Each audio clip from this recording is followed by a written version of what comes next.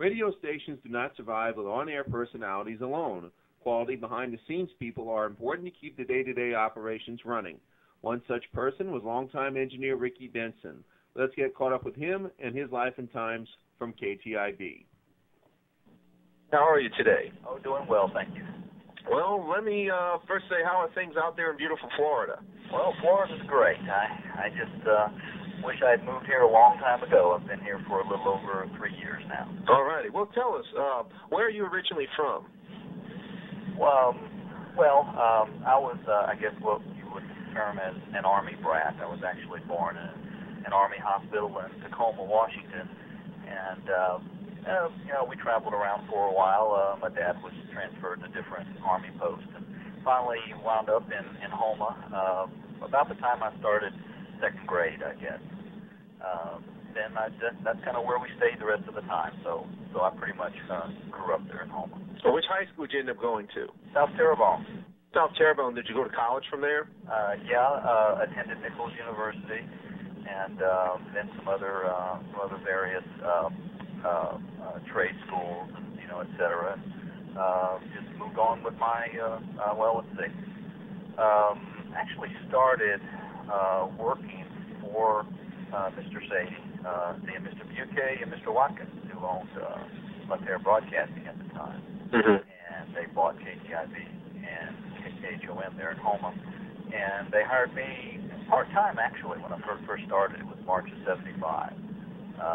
And I didn't go actually full-time with them until, I think it was November or so of that year.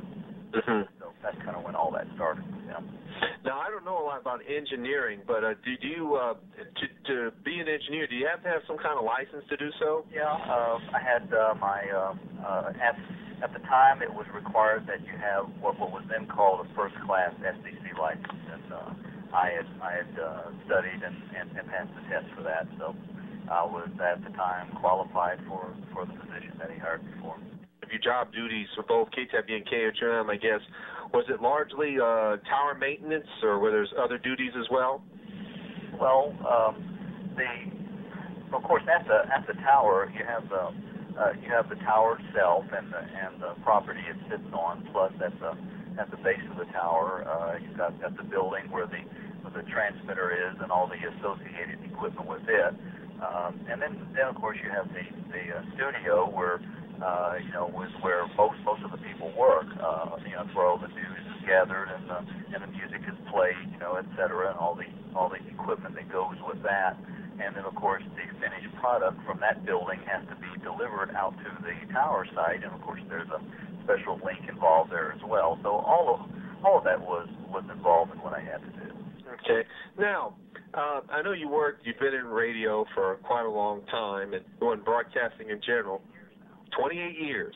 Now, when you're at KTIB, were there any repairs you had to make or adjustments, for lack of a better word, since I'm not an engineer, obviously, that were very troublesome? Like, were there situations where it was very difficult to find a problem before you eventually did?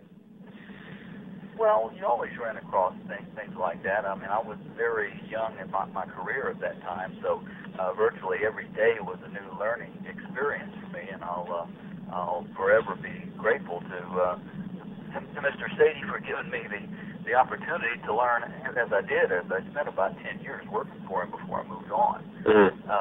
And during my tenure there, I mean, we had a number of projects, not to mention just the day-to-day problems that we might have. I mean, I built several towers for him, and of course we upgraded KTIB during that time, and he bought a third station over on the Gulf Coast that we had to work on at that time. So we had a lot happening. Yeah, I was going to say, you mentioned the upgrade. Obviously, for all our listeners that would remember, I guess in the mid '80s, KTIB was fortunate enough to move from AM 630 to AM 640. And if I'm right, when they did that they were also allowed to increase their output, right? Well, yeah, that's true. Actually, we had an upgrade, as I would call it, before that as well. In 1977, we had to replace the tower that KTIB had been using since it first went on the air. So we that one down. We had to hire a crew to come in and actually cut it down, and it fell, and then they proceeded to build a new tower in its place. So we had to keep the station going through temporary means at that time. Then in the early 80s, it became possible for us to upgrade the station from the 500 watts daytime only that we had been since, I think it was 1954 that the station went on, or right. Well, Christmas Eve '53, right? Okay. All right, fine. And we were able by changing from 630 to 640 and building a new tower site to go to 5,000 watts a day, and I believe it was a 1,000 watt site, if I remember right. Right.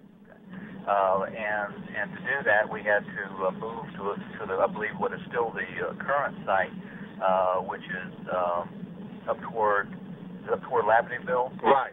Right. Okay. And I've still got pictures of all this, so I mean, it was kind of fun to go back and look at all of that. But we basically bought a old piece of sugarcane land down at the end of a shell road, and got out there and flattened it out and built three towers on it, the building, and upgraded the station. Very good. Now, I think we started that in 1985 and actually finished it in '86. Okay, so I take it that that was a good year or so that it took to get all that completed? Well, the planning stages actually took a couple of years itself, and then the physical construction of the towers took longer than what we thought, mainly because of the tower company that we originally hired to do the job. They turned out to be not as reputable as what we had hoped, and they delivered to us some pretty poor tower sections, and so that just kind of lengthened it because we had to deal with that, and then ultimately had to hire another company to come in and finish the job. So that kind of spread things out a while, and then the process of turning it on took a while. We had to tune the system up. Sidney LeVay, who is now deceased, helped me with that, and that took a while as well. We had to go out and drive all over the place to take measurements, which was, I mean, that's a whole other story in itself. I mean, all of the back roads that I had to drive on, and the swamps I had to cross, and the various people that I had to deal with who just don't particularly like strangers on their land, you know. Mm-hmm. Now one thing, since meteorology is my college major, all the years that you were with both stations, did you ever have a lot of problem with lightning strikes? Well, you occasionally have those, and you try and plan as best as you can for them. You use proper grounding. You try and put lightning dissipation arrays on your towers, put surge protectors on the equipment. But you know, there's really nothing that can stop you from sustaining damage if you have a truly direct strike. It's just going to destroy things. There's not much you can do about that. Well, of course, part of your everyday job at KTIB and KHOM for so long, I'm sure, was working with a lot of good people. So I got a brief list with me. Let's, if you don't mind, we'll talk about some of the people that helped make the station and your memories of them as well. Let's talk about a gentleman who was also a first-class engineer who a lot of people remember from Nickel Sports, Roy Pugh. Yeah, I love Roy. He was a great guy. Mm-hmm. He helped me a lot. He was always, you know, if I was out doing something and something happened at the station, you know, he was also the station manager there. Actually, my office was usually at the office in Houma, so little things that would pop up, he would take care of, and I can remember his Christmas parties at his house were just great. I really enjoyed those. Mm-hmm. Now, of course, another person part of the station for a long time, who a lot of people remember for dialogue, Marie Bergeron. Oh yes, she loved news. I think news was her life, as I recall. Mm-hmm. Now, one gentleman who I believe was more at KHOM than he was at KTIB, but is still a very well-established news anchor, Roy Vignair. Yeah, Roy was the program director for KHOM. everything. I think he really didn't get involved at KTIB until after I had left. Although actually I think he was involved with KTIB before I actually joined the staff, and then he primarily looked after KHOM, and then after I had left in '86, I think he became more involved with KTIB again. But Roy is a great guy too. He's one of the nicest people that you'd ever know. And another gentleman who I believe was programming director at KTIB, Jimmy Cole. Yeah, good old Jimmy. Jimmy was a character. He was fun to be around as well, and I know he moved on to Lafayette while I was there, and I understand that's where he is today. Now, you mentioned Mr. Sadie earlier, and what were your impressions when you first met him? My first impressions, God, boy, it's hard to recall first impressions from that long ago. We worked together for so long that I felt like, and I think he would agree with this, that he taught me a lot. I mean, he knew a lot about the business of broadcasting, and under him I learned how the entire business worked, and I'm really grateful for that. Wow. Now let's go a little bit further. What was the year you left KTIB? 1986. Okay. So where did you go on from there? Well, I received a job offer to go to work in Shreveport, and it was I went to work for a multimedia broadcasting company, which at the time owned a number of stations, newspapers, and TV outlets as well around the country.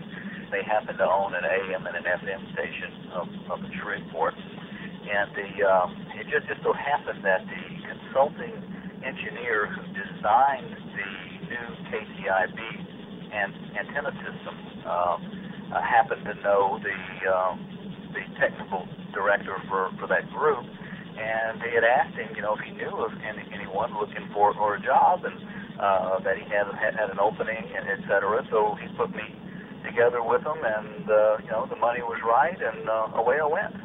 Okay, and of course now you're at, I believe is it Cox Communications of Orlando? Cox Radio, which is owned by Cox Enterprises, which also owns Cox Communications and a whole bunch of other things as well. And I take it, like you mentioned earlier, it seems like Orlando must be one heck of a nice place to be. Well, it's funny. When my wife and I married in '76, we honeymooned here. And then we came back in �86 after we had our first child, and went back to Disney World. And then in '96 we came back again because I had another son, and never would I have thought that I would actually move here. Mm-hmm. But it is truly a nice place to live. Okay. Hey, let me go back to something, because I was thinking about this when you mentioned with KTIB, and maybe other radio stations are the same. With the tower, which is about, like we mentioned, going towards Lavertyville, is that what they call it? Is it a directional tower? Yes, it is. It's a directional array, and if I remember right, it had to be directional during the day and directional at night. See, not all AM stations have to operate like that. Some of them can be non-directional day and night. Some of them can be non-directional day and then directional at night, or in the case of KTIB, it had to be directional day and night. And that's to protect other stations that are out there on the same frequency that might be at different states and cities. And if I'm right, when the station went to AM 640 and then of course 5,000 watts, wasn't it something like only one of 12 stations in the country that was on AM 640? See, 640 was what was called a clear channel frequency. Back in the early days, in the 20s, 30s, 40s, and even in the 50s, they had certain frequencies which were set aside for high power operation, and like WWL 87 is one of those channels, and it just so happened that 640, which is KFI in Los Angeles, was another one. And up until the late 70s and early 80s, you really couldn't have full-time operation on those channels by other stations because they were protecting those big 50,000-watt stations that were operating on them. Well, the rules changed, and they allowed us to do it, so we were able to move to that channel. So, yeah, there probably weren't very many stations on it, but I can't say whether it was just 12 or not. See, we turned this into a very educational interview, and that's what I love about this series. Now, another thing, because obviously weather can influence the output of a station as well. Well, I guess there are probably also a lot of times on the AM frequencies, doesn't it, especially in the climate South Louisiana, is that, especially in the early morning, can inversions affect the signal greatly?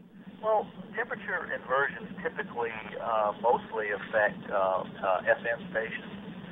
They'll also affect the microwave frequencies that you use to send your audio from your studio out to your transmitter site. Inversions really don't have a lot of effect on the coverage of the AM station itself. Mm-hmm. Okay, great. I tell you what, we got physics, we got laughs in this interview. I tell you what, we're gonna have a ball. Now, but I tell you what, it's good to hear that you've been in Florida for a while now. That you still have fond memories of not just working at KTIB, but growing up in South Louisiana. I guess a piece of you still must miss this part of the country. Well, I've still got 3 brothers there, and nieces and nephews, and my mother lives there, and so yeah, we go back and visit on a regular basis. All righty. Well, listen, Ricky Benson, we greatly appreciate your time with this interview, and is there anything else you'd like to say to the nice people listening before we go? Well, I tell you, it just when I got the first phone call from you, I had to stop and think that, who is this person and what are you talking about? And it's like, wow, KTIB. I mean, I haven't lived in Houma for 17 years now, and spent 14 in Shreveport, and it's like I don't know, it was just a trip down memory lane, and suddenly all the memories came flooding back, and it's like, wow, man, that's when I started. This is great. And I really thank you for letting me be a part of this. Ricky Benson, one of the many members of KTIB's distinguished